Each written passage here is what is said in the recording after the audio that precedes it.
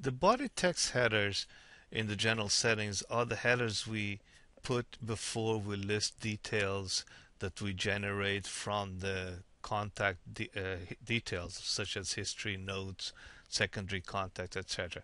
Let me just show. In Outlook, we create the contacts. So let's look at Ernst Anderson. Over here, we can see on the body text, these are the contact headers that we allow you to modify and to say whatever you wanted to say. So you have secondary context right here, and it indicates the beginning of that particular data, as well as notes. In the notes here, we have the notes header. So this is what we allow you to edit. Back to the synchronizer, we also allow you to edit the notes marker, or what we call the delimiter. This is a marker we put in there, and anything above that marker is interpreted by our software as either a contact note if data is entered in the contact, or a details action within the calendar or the tasks in Outlook.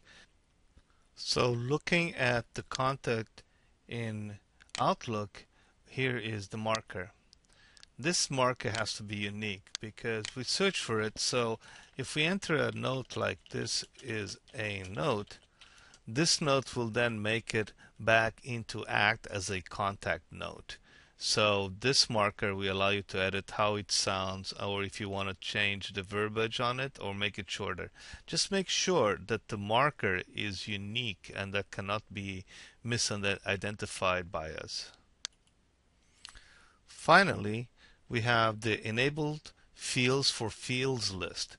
These are fields that you want to bring over to Outlook, and that you don't want to map it to a field in Outlook, but you just want to bring it over to the contact body text, and from there so you can have access to it and make a reference to it.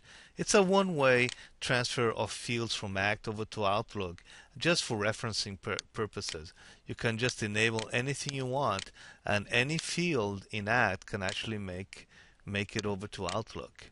Let's have a look at an Outlook contact.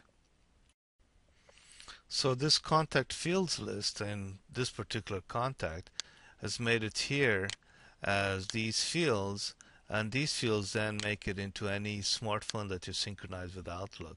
So you can in essence incorporate any fields that ACT has over to Outlook, even though it's one way conversion or map or transfer of fields from ACT over to Outlook, but you have access to all these fields within the Outlook space.